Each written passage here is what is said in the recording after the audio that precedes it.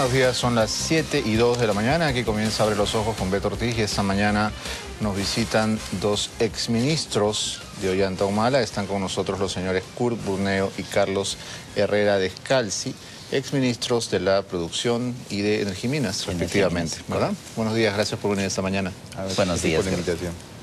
Bien, en los últimos 2 o 3 días, una inquietud parece haber estado rondando no solamente los medios, sino también las conversaciones cotidianas. Y es que pareciera, diera la sensación, de que este gobierno está retomando el rumbo de la gran transformación.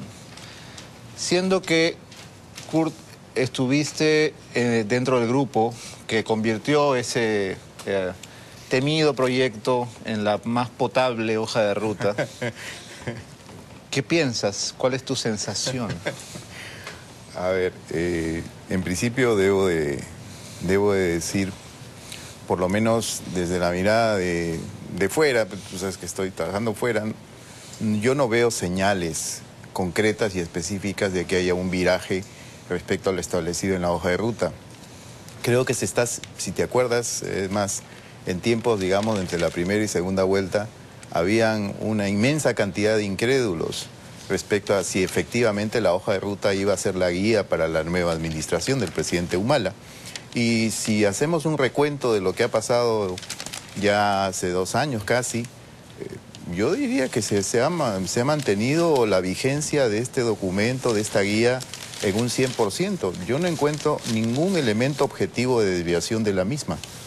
Todo lo demás son especulaciones, miradas que en algunos casos son muy interesadas, pero si vamos a los hechos concretos, yo no encuentro mayor desviación. Ahora, cuando se anunció el primer gabinete en el 2011, hubo varias sorpresas. Una de las sorpresas fue que Kurt Burneo no era ministro de Economía.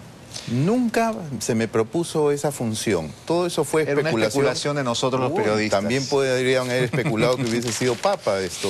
Hay muchas especulaciones que son tiradas de los cabellos que ya no tengo. El punto aquí de por medio es que nunca hubo esa propuesta, 1. 2, la propuesta para el Ministerio de la Producción por parte del presidente fue resultado de una conversación de previo acuerdo, porque la idea era de que formara un equipo que trabajara una propuesta para el Ministerio de Desarrollo e Inclusión Social, donde efectivamente, siendo la inclusión social un elemento importantísimo dentro de lo que era la propuesta electoral del presidente, evidentemente digamos que había que darle mucha fuerza, concentración, apoyo técnico, y la misión fue cumplida. Se hizo una propuesta para la creación del Ministerio de Desarrollo e Inclusión Social, tal y cual como se estableció también, dicho sea de paso, en la hoja de ruta, Beto. Señor Herrera Descalzi, otra noticia que ha estado también en primeras planas ha sido la supuesta intención del gobierno de comprar Repsol. Y esto ha generado también que estos temores se aviven, porque, claro, resucitaría el fantasma nacionalista y estatista. ¿Qué tan bueno o malo sería para el Perú que eso ocurriera? Siempre depende del objetivo que se persiga, ¿no? Cuando se mira el sector energía y se ve específicamente el tema de petróleo, la preocupación grande son los años futuros. Se sabe que el petróleo va disminuyendo en producción en el mundo y eso hace prever dificultades mayores en tiempos futuros. Y por eso lo que se trata es de tener el control. Y de allí quizás que surja esa idea de las empresas estratégicas. Y si lo miramos en economías similares a la nuestra, digamos que conversan bien con la nuestra, y estoy hablando de Chile, de Colombia y de Brasil, todas ellas tienen una empresa estatal. Pero la parte importante de esa empresa estatal es que tienen lo que en jerga petrolera se llama el upstream, que significa el acceso a los campos de petróleo, la propiedad de los campos de petróleo. Nosotros en el caso del Perú tenemos a Petroperú, que no tiene acceso a los campos de petróleo, solamente tiene actividades de la refinería para abajo. Tanto así que algunos dicen que mejor debería llamarse antes que Petroperú, Refino Perú. Entonces, el valor que pueda tener como empresa está ligado más bien a tener participación en la producción de petróleo, no a incrementar su participación en la refinación. Desde ese punto de vista, pues no es precisamente para Petroperú una acción favorable contar con la refinería de La Pampilla. Si convertimos al futuro o si miramos la historia y nos ponemos en la situación, por ejemplo, de que Petroperú hubiera sido dueño, como es, de Talara y además de La Pampilla, cuando han habido estas subidas y bajadas, sobre todo las subidas bruscas de los precios del petróleo, las tentaciones de los gobiernos son que sea la empresa la que contenga los precios a costo de la empresa. No se ha podido hacer cuando teníamos una empresa privada y una empresa estatal, porque la privada no lo iba a permitir.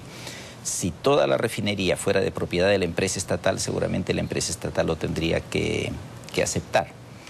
Entonces, el tema de una reforma de Petroperú es un tema macro, que a uno lo obliga primero a definir qué cosa es lo que quiere, cuáles son los objetivos de largo plazo, las rutas para lograrlo, qué es importante y qué no es importante. Creo que nada de esto ha sido definido, por lo menos con claridad, que uno pueda entender. Los objetivos de la compra no han sido expresados. Lo que fue expresada fue la voluntad. En algún momento Petroperú misma hizo saber que su gerencia general no intervino en el tema y no presentó ninguna oferta, con lo cual indicaba que la empresa ha estado al tanto del ofrecimiento, pero el primer ministro indicó que sí había interés del gobierno, incluso habló de una participación o una coparticipación. Es decir, los contactos se han hecho por encima de la empresa. No, el día martes hubo una reunión del presidente ejecutivo de Repsol, español Antonio Brufau, con el propio presidente de la República. Entonces, digamos que los contactos han sido al más alto nivel. Claro, pero yo le estoy hablando de antes de esto, ¿no es cierto? El martes ha sido ayer, o antes de ayer. Ha sido ayer. La reunión ha sido antes de ayer, creo que el lunes ha sido. Sí, estoy citando el periódico del martes, sí, del lunes. Ha sido el lunes, pero todo esto ya había sido anunciado antes. Y en la secuencia de los hechos, primero sale Petroperú a desmentir que Petroperú haya hecho una oferta, y después sale el primer ministro a decir que efectivamente el Estado tiene interés en la venta de los activos de Repsol, que Repsol está poniendo a venta, pero que no entraría a tomar el 100%, sino entraría coparticipando con una empresa privada. Kurt, dentro del programa de la gran transformación se decía no necesariamente nacionalizar la participación del Estado en las áreas productivas, pero no necesariamente nacionalizando. ¿Cabe entender con fórmulas mixtas como la que podría plantearse con Repsol? Mira, en general, si diferenciamos la cosa, ¿no? En términos legales, la propia Constitución vigente, si bien es cierto, en la parte del rol subsidiario señala de que el Estado no puede ejercitar actividad económica ahí donde está la iniciativa privada, salvo ley expresa del Congreso. O sea, siempre está abierta esa posibilidad de participación del Estado sin modificar una coma de la Constitución actual. Eso es en la parte legal. Pero en la parte económica, la verdad, no quise entrar directamente con este tema de estos rumores y esta batahola que hay alrededor respecto a esta posibilidad de participación de Petroperú, digamos, en el tema de los grifos de Repsol. Pero la verdad, para serte bien honesto y hablar bien claro, me parece demasiado ruido y pocas nueces. Porque, en verdad, ¿cuál es el problema si hubiese esa participación? Si es que, como bien señala Carlos, que dicho sea de paso, estamos ocupando las posiciones similares que teníamos en el gabinete. En el gabinete, gabinete, así, sí. A mi costado. Sí. Y ahí nos convidábamos un poco los cafés. ¿Qué cartera me correspondería si estuviéramos en el gabinete? Mejor no te digo. Sí, seguro que de la mujer, ¿no? Sí. Okay. Tú lo has dicho. O sea, que mejor pues eso no te digo. O sea, estoy en la silla de Anita, entonces. No, estoy cómodo. No. Entonces, lo que te decía es, tienen que tenerse los objetivos claros. Y para mí, tal y cual como lo que he leído, si de lo que se trata es generar un efecto, por ejemplo, regulador sobre los precios, un efecto, digamos, de contrapeso a lo que es la parte privada, porque ¿cuál es la situación en realidad ahora? Es evidente que los márgenes, digamos, sobre todo a nivel minorista, son bastante grandes. Y entonces, lo que se trata es que la participación del Estado puede ejercer una acción de compensación, una acción de regulación, que no es lo mismo de control, ojo. Estamos hablando de introducir competencia donde no la hay. Si vemos inclusive en términos de lo que es un ejemplo de libro de texto en economía, cuando hay situaciones de falta de competencia, decimos que hay fallas de mercado. Y cuando hay fallas de mercado, es la propia teoría económica ortodoxa quien te dice es perfectamente posible que el Estado intervenga para poder subsanar esas fallas de mercado.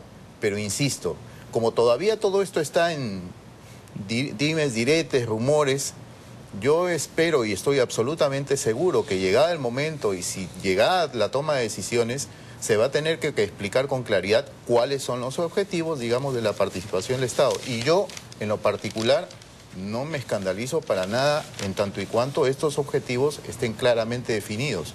Y hay una situación objetiva que acreditaría la existencia de una falla de mercado y, por lo tanto, la justificación para que el Estado pueda tener algún tipo de rol en el asunto. Bueno, si vemos al presidente Repsol en Palacio, es más que un rumor, ¿no? Digamos que ya es una noticia con bastantes visos de ser cierta. Pero en todo caso, ¿cuáles serían los efectos inmediatos de esta compra? ¿No influiría en el precio de la gasolina, por ejemplo? ¿Cuáles serían los efectos directos? No hay efectos inmediatos. O sea, si alguien está pensando que el día siguiente de la toma de decisión se va a producir por arte de ensalmo, digamos, una baja en los precios de los combustibles, sería mentir. Pero al mes, ¿cierto? O a los 2 meses. Pero, digamos, no. Estamos hablando de procesos. Además, el hecho de que haya un factor que introduzca competencia va a originar un proceso de mayor competencia y ese proceso de mayor competencia puede originar, por ejemplo, que cuando hay una baja en el precio internacional del crudo y el precio del por mayor, que el precio que sale de la refinería, baje, se pueda sentir en mayor magnitud ese efecto, un traslado al precio del por menor de ese menor precio en la refinería. Cosa que no sucede ahora o que sucede en todo caso marginal y lentamente. Aquí no estamos hablando, digamos, de resolución por arte de ensalmo, digamos, de los problemas, pero sí estamos dando la posibilidad de que los precios al por menor puedan reflejar mejor lo que es la existencia de una situación de competencia, cosa que desafortunadamente no estaría sucediendo actualmente.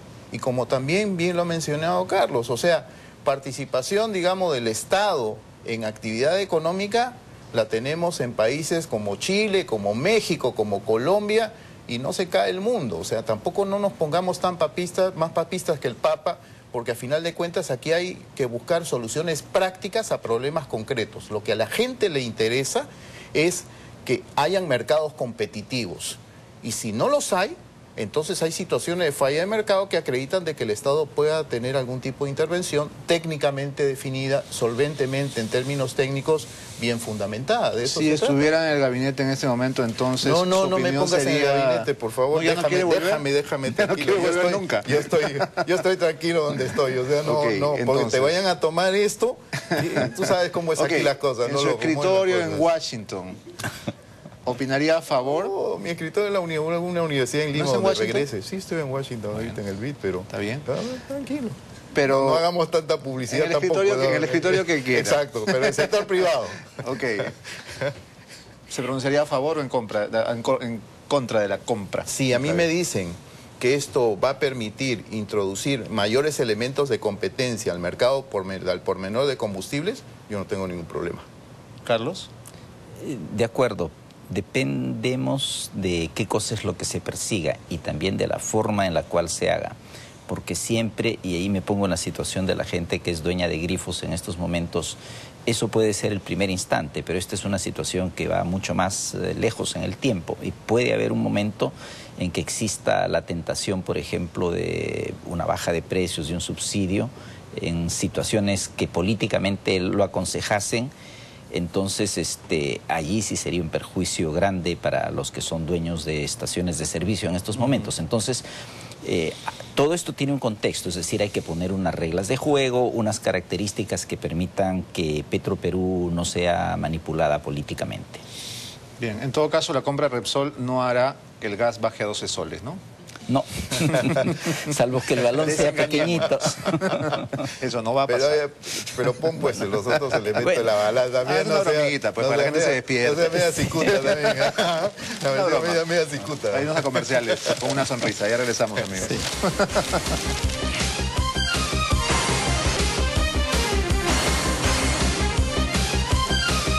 7:22 de la mañana, continuamos aquí en Abre los Ojos conversando con Kurt Burneo, ex ministro de la Producción del actual régimen, y Carlos Herrera Descalzi, ex ministro de Energía y Minas. Vamos a dejar un momento el tema de Repsol para pasar a otras actividades productivas que también han estado un poco en el ojo de la tormenta, como por ejemplo la pesca, Kurt, que corresponde a lo que era tu sector.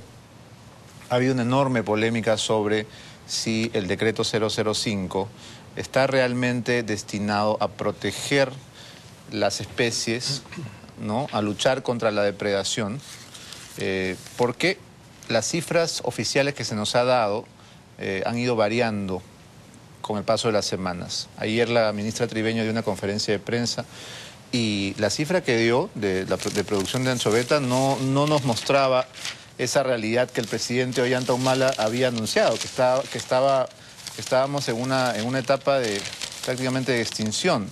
El día de ayer hemos sabido que hay más de 10 millones de toneladas. Entonces, ¿cuál es la situación de la pesca? ¿Estamos en crisis?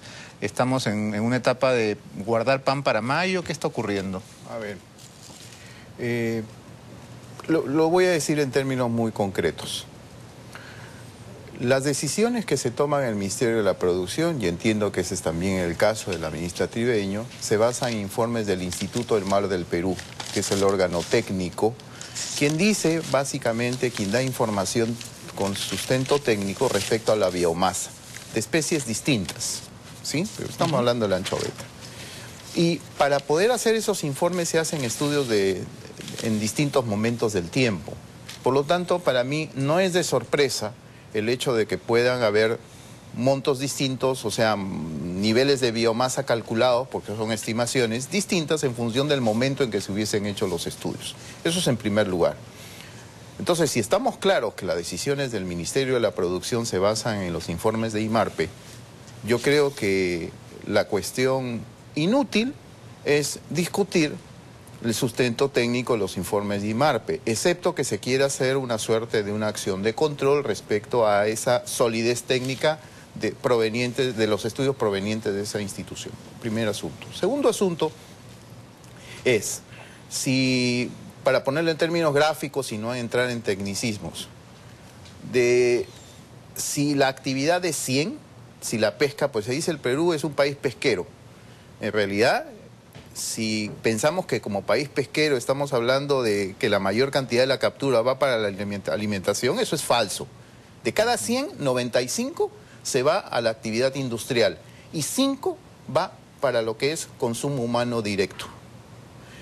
Esos 95 fundamentalmente se convierten en harina y aceite de pescado.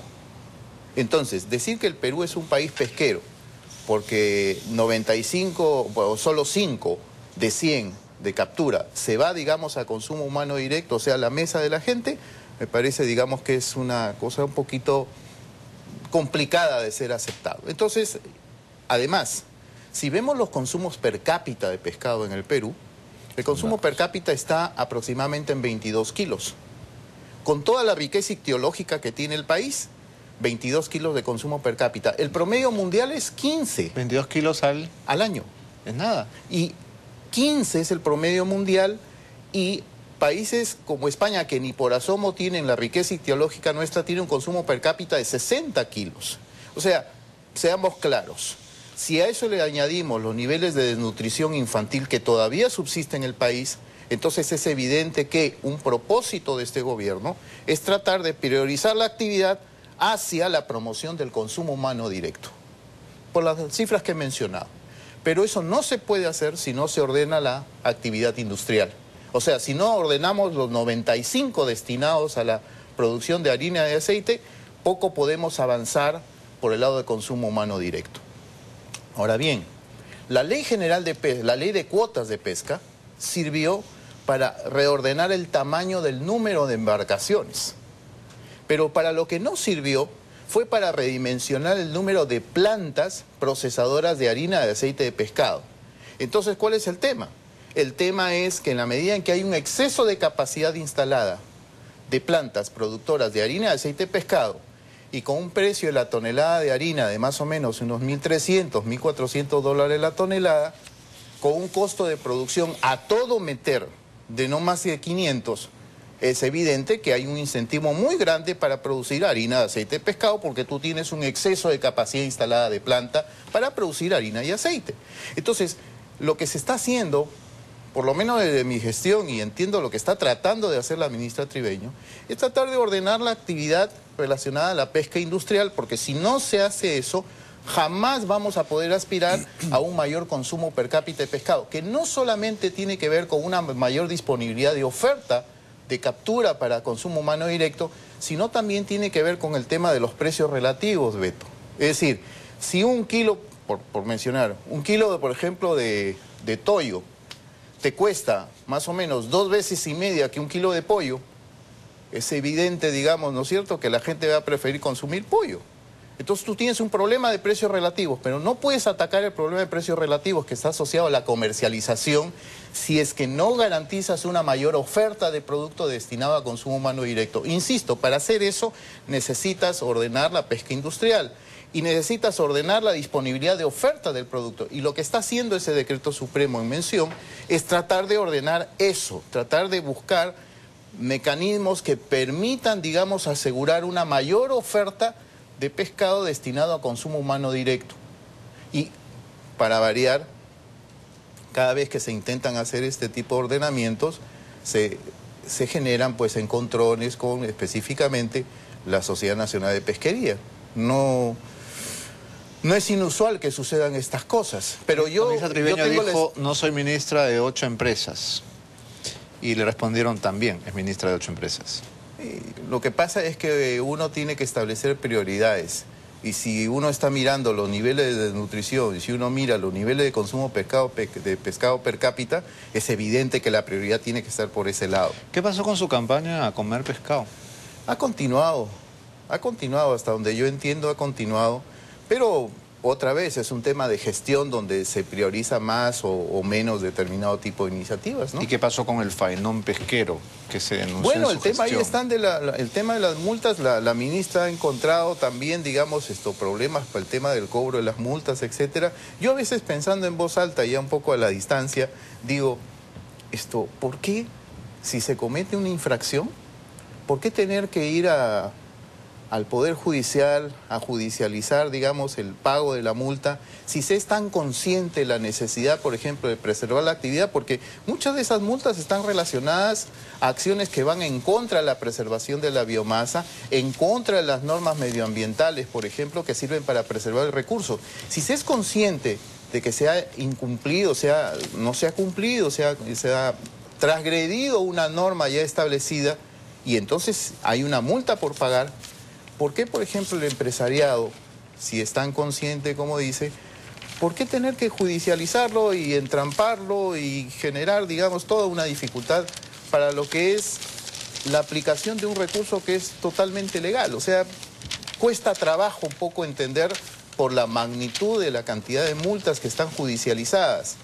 En todo caso, pues esto ya dependerá de las autoridades el poder generar elementos de presión, digamos, para el cumplimiento de las obligaciones, porque así como todos nosotros pagamos impuestos, o cuando cometemos una infracción de tránsito tenemos que pagar las multas, el tema es tratar de evitar esas situaciones donde se judicializa la obligación, obviamente con la expectativa de no cumplirla, y eso me parece muy malo, eso no es bien visto, inclusive en términos de tener un sector empresarial que sea mucho más consciente del cumplimiento de sus obligaciones. Que se exija al Estado el cumplimiento por el lado de servicios en cantidad y calidad está perfecto, pero también para eso el Estado tiene que tener financiamiento, y si parte del financiamiento tiene que ver con el cumplimiento de obligaciones a las que todos los peruanos estamos obligados a cumplir, mi pregunta es, ¿por qué no hacerlo? La ley es para todos. Bien. Señora Herrera Descalzi, comentábamos fuera de cámaras el editorial del Comercio del día de hoy, en el cual se habla de algunos índices que parecieran darnos a saber que hay sectores de la economía que se están deteniendo. De acuerdo a Editorial del Comercio, el sector minero tiene el 50% de su cartera de proyectos para el periodo 2012-2016 detenidos. Dice, 20 proyectos por un valor total de 25.000 millones de dólares está detenido, y ponen, por supuesto, el ejemplo paradigmático de Conga, un proyecto de 4.800 millones de inversión que finalmente no se concretó. ¿Cuán ciertas son estas cifras? Es una inquietud que viene desde inicios del gobierno. Cuando tuve ocasión de reunirme en aquellos tiempos con empresarios que venían con mucho interés al Perú, en la conversación no dejaban de transmitirme que había preocupación por los temas sociales, por la oposición social a muchos proyectos mineros, entonces que preveían que en el futuro podrían haber dificultades.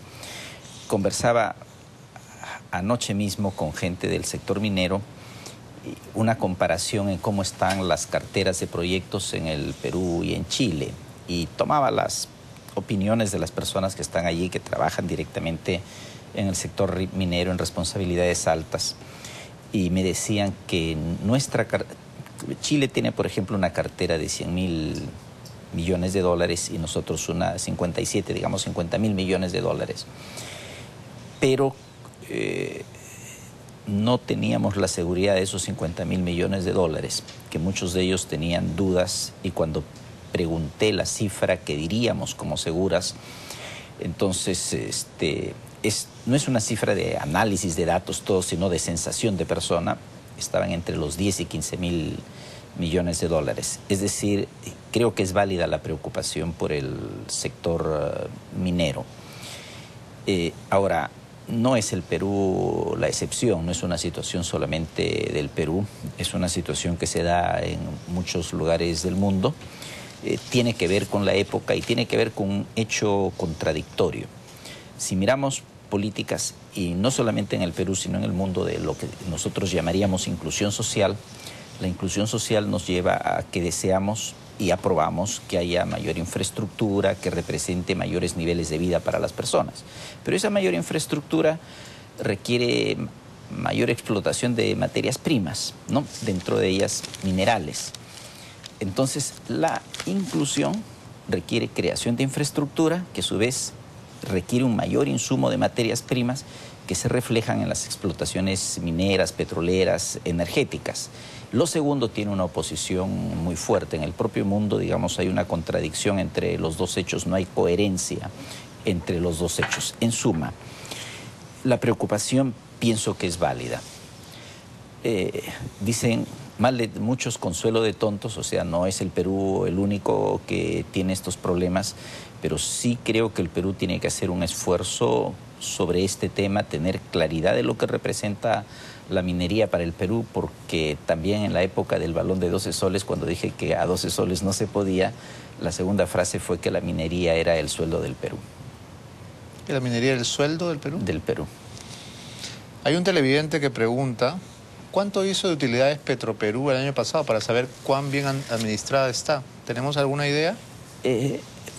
El año pasado no fue un buen año, pero si miramos el periodo, Petroperú, juzgada como empresa privada, digamos, compitiendo con Repsol, no estuvo lejos de Repsol, y en varios años la superó. O sea, las cifras de Petroperú son cifras tan buenas como las de Repsol. Entonces hay que comprar.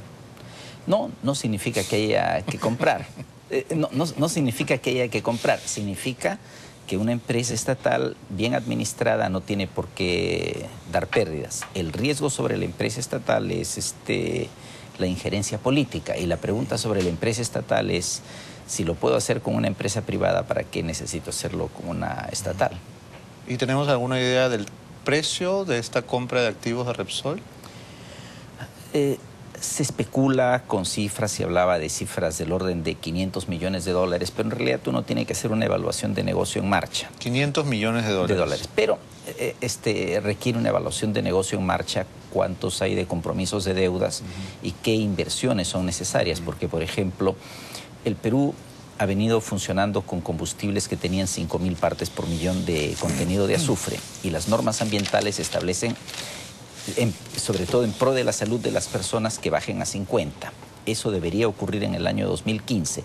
Es imposible hacerlo con las instalaciones de La Pampilla o también de Talara en la situación que están en estos momentos. Requieren inversiones. Entonces, La Pampilla requeriría una desulfurización. Si quiere seguir produciendo más allá del 2015, requiere una inversión en una desulfurizadora, y quien la compre tiene que hacerse cargo de esa inversión. O sea, quien la compre tiene que pagar las deudas que existen, tiene que hacer las inversiones que se necesitan y tiene que ver qué visión tiene de futuro respecto a los precios de los combustibles, etcétera. Eso va a determinar el valor de la refinería.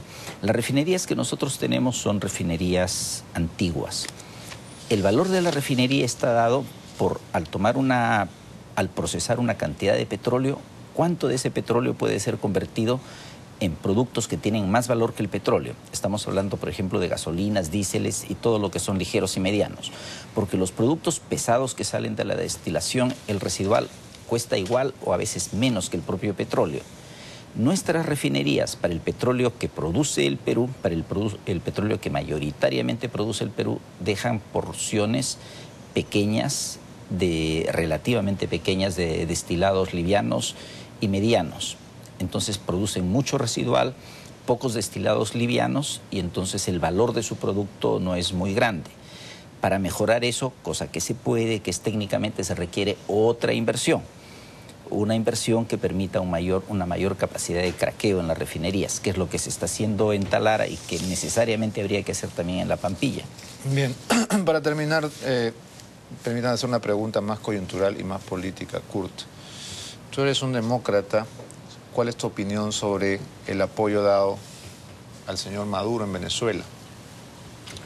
Lo que te puedo decir, Beto, es que los países, como parte de la convivencia internacional, tienen que ser respetuosos de sus fueros internos.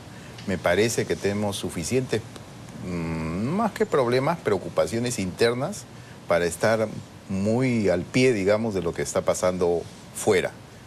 Al final hay una estructura legal que funciona en los países y esas estructuras legales originan resultados. Yo diría, acá en el Perú tenemos la suficiente cantidad de preocupaciones como para estar tan pendiente de lo que sucede, digamos, en ese país o en cualquier otro en general, cuando estamos hablando de países que no tienen la gravitación interna como que no la tiene Venezuela. Claro, pero ni siquiera por la parte comercial, si nuestro presidente ni siquiera por la parte se política. vuelve el garante de Maduro y nuestra ciudad se vuelve la sede del agasajo a Maduro, pero a ver, sí nos compete, a ver, ¿no? Beto, el Perú tiene la Secretaría Pro Tempore de UNASUR, o sea que la reunión tenía que darse en Lima, no podía darse en ninguna otra ciudad. Primer asunto.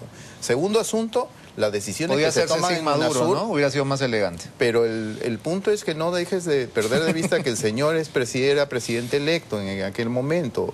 Formalmente era presidente electo. Entonces, yo diría que entrar a las discusiones de cuestionar. ¿Y ahora qué viene a hacer? No, pero el tema de cuestionar y decir, pues ahora es presidente en ejercicio. Claro, pero todavía no se han auditado los votos, pero diría, primero lo elegimos y después auditamos. Pero Beto, no tenemos la suficiente cantidad de problemas internos como para estar preocupados de lo que pasa en Venezuela. Ya fue. Yo priorizaría los temas internos, Qué probablemente. práctico, ¿no? eres. Sí. ¿Vargas Llosa aprende, fue garante o no aprende. fue garante? ¿Perdón? ¿Vargas Llosa fue garante o no? Tú estabas en todo el fragor de la campaña, porque dice Otárola que no fue garante de nada. ¿Qué fue? No, yo no soy tan extremo. O sea, además depende del concepto de garante que se maneja, pero que dio un apoyo explícito, igual que Alejandro Toledo, digamos, al entonces candidato Ollanta Humala, como que fue explícito, sin duda. Pero si no era garante, ¿qué era?